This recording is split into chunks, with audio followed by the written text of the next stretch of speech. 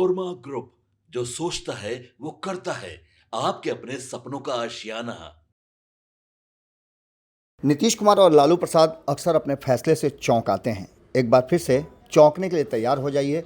बिहार में एक बड़ा ट्विस्ट होने वाला है और ये ट्विस्ट लगभग शुरुआत हो चुकी है। जो खबरें आपको मिल रही होंगी मीडिया जगत में, उस खबरों के हिसाब से राज्यसभा की जो 5 सीटें बिहार से भरी जानी है और उसके लिए नामांकन की प्रक्रिया शुरू हो गई है। लेकिन नामांकन प्रक्रिया शुरू होने के बाद भी अभी तक कोई भी नामांकन सामने नहीं आए हैं और न ही नाम फाइनल हुए हैं। लेकिन भीतरखाने में जो बात चल रही है वो काफ़ी चौंकाने वाली भी है। और लालू प्रसाद नीतीश कुमार ने जो फैसला अगर ले लिया तो ऐसी स्थिति में बिहार में एक बड़ा राजनीतिक उथल पुथल मचने की संभावना तेज हो गई है। नमस्कार, भारत लाइव देख रहे हैं आप और आपके सामने हम आज वो पहलू, वो भीतर की बात बताने वाले हैं जो कहीं ना कहीं एक बड़ा ट्विस्ट लेकर के आने वाला है। नीतीश कुमार जिस तरह से लगातार, आपको पता होगा कि पिछले 21 वर्षों से बिहार में सत्ता पर काबिज हैं और उससे ठीक पहले 15 वर्षों तक लालू प्रसाद का शासन रहा है। अगर बात करें 2000 की तो 2000 में एक बार ऐसा मौका आया था जब लगा था कि लालू प्रसाद सत्ता से बाहर हो जाएंगे और नीतीश कुमार बिहार के मुख्यमंत्री बन जाएंगे।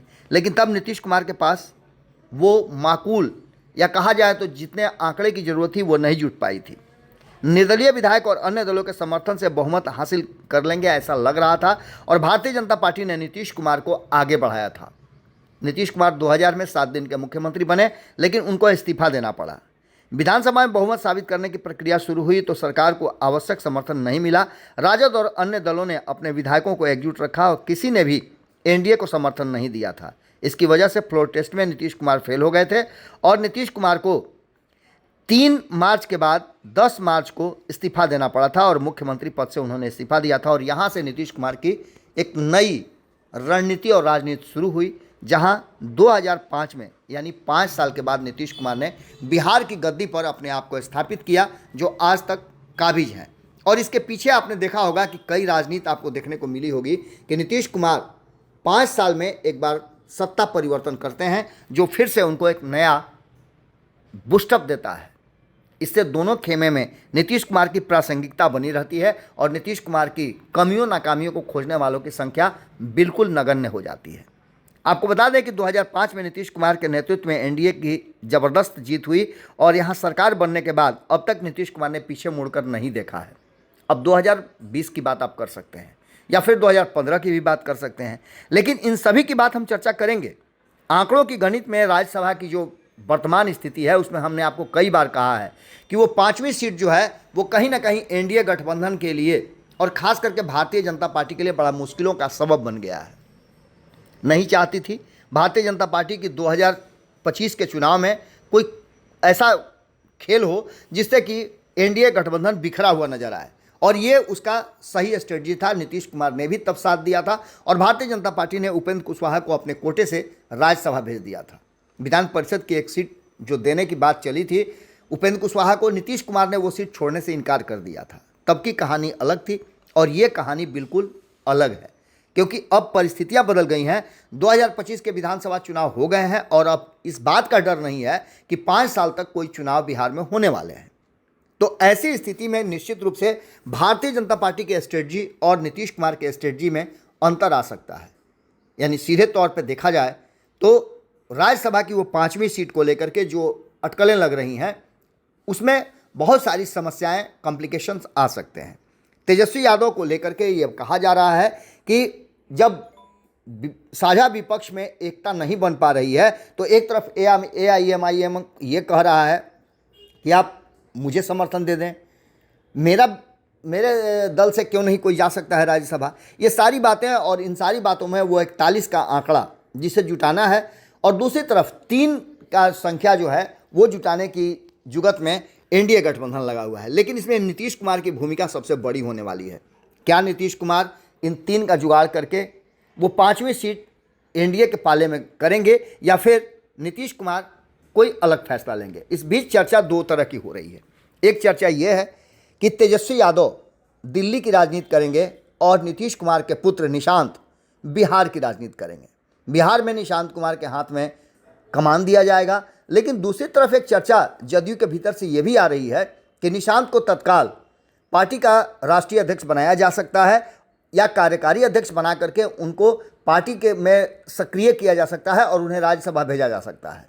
लेकिन इन सभी बातों के साथ साथ नीतीश कुमार को फैसला लेना है कि नीतीश कुमार को करना क्या है। सीधे तौर पे आप देख रहे होंगे कि जो मौजूदा स्थिति है उसमें कंफर्टेबली 4 सीटें तो एनडीए गठबंधन को आ रही है, जिसमें 2 सीट भारतीय जनता पार्टी और 2 सीट नीतीश कुमार को। भारतीय जनता पार्टी को फायदा हो रहा है, जबकि नीतीश कुमार को 2 में से 2 ही सीटें मिल रही हैं।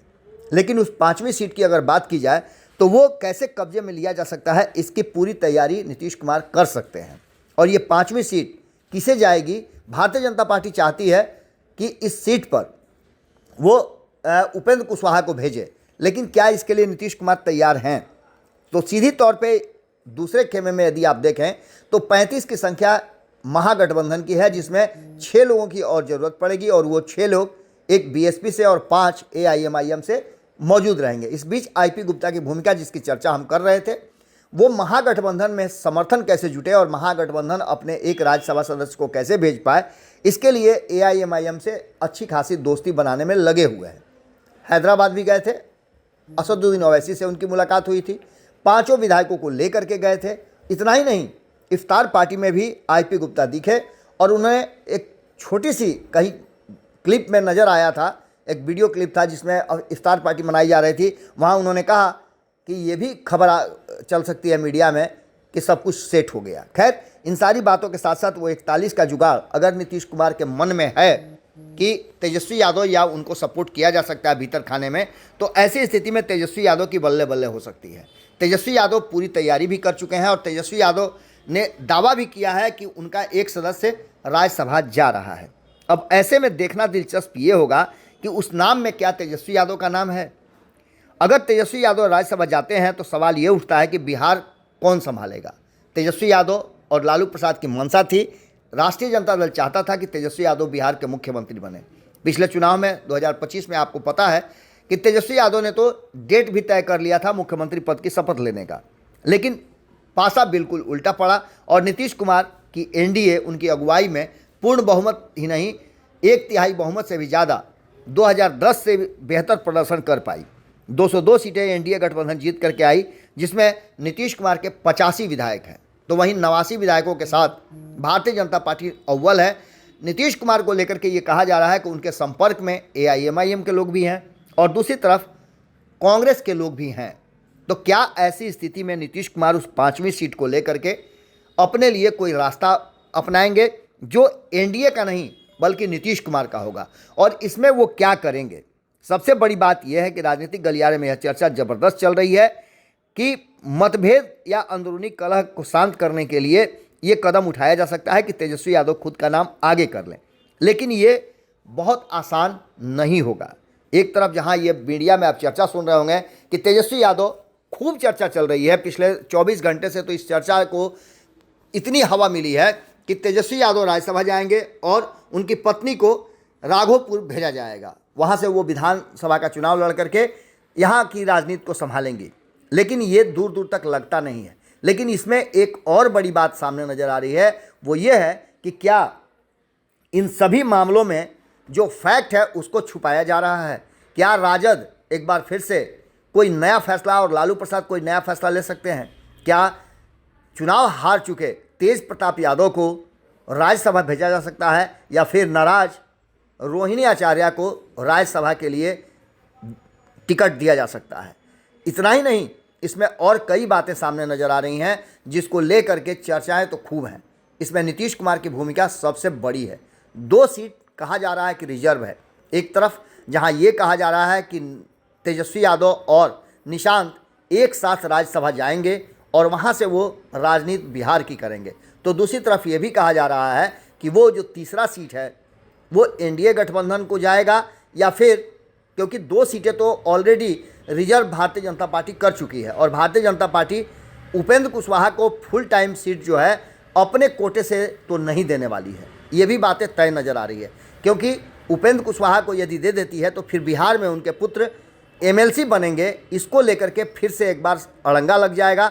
और चुप इस बात को लेकर के भी है कि आपने देखा होगा कि उपेंद्र कुशवाहा के नाम पर अब तक न तो जीतन राम मांझी की तरफ से और न ही चिराग पासवान की पार्टी की तरफ से किसी तरह का कोई बयान आया है। हाँ, ये बात जो चिराग पासवान जरूर कह रहे हैं कि वो एनडीए गठबंधन में है और एनडीए गठबंधन का जो फैसला होगा उस फैसले के साथ वो खड़े रहेंगे।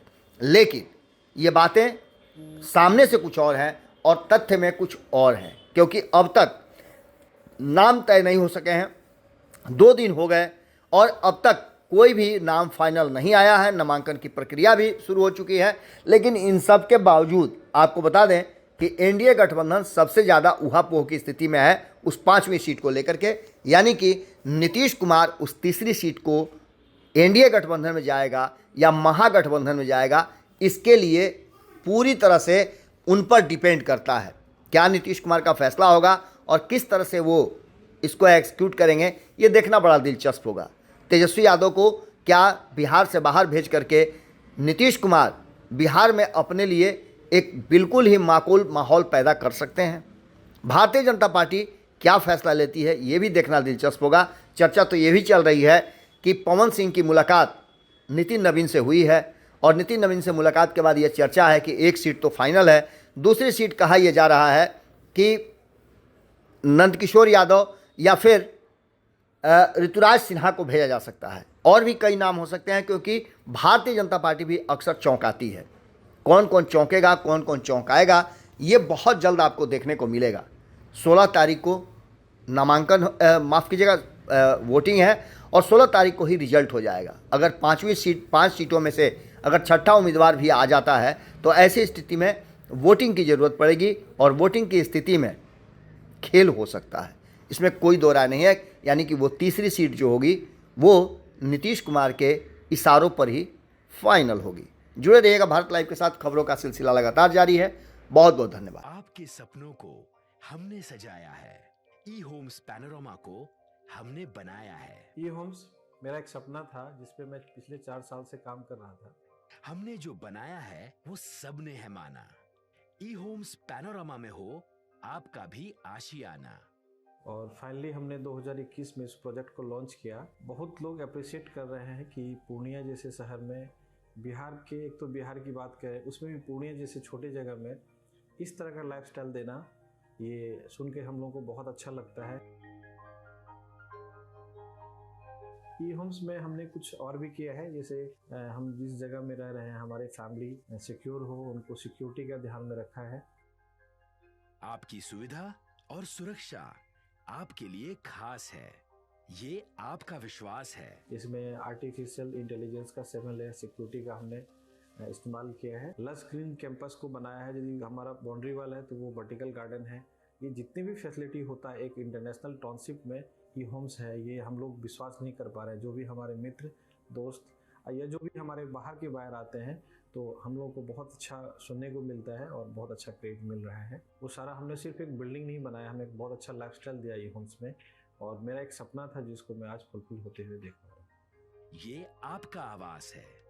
ई होम्स पैनोरामा में अब आपका निवास है। E Homes Panorama, luxurious lifestyle redefined. Panorama Group, जो सोचता है वो करता है। अगर ये वीडियो पसंद आई और वह बिहार के राजनीति और बिहारियत से सरोकार रखेनी तो सब्सक्राइब बटन दबा के चैनल के सब्सक्राइब कर ली। ओजे एगो घंटी बा, ओकरा बटन दबा देला से कुल सटीक और मारक खबर रुआ मुफ्त में मिल जाई। अगर रुआ पत्रकारिता के हमनी के नया प्रयोग में सहयोग कर चाहतानी तो ज्वाइन बटन दबा दी। पेटीएम नंबर नोट कर ली 9386816700।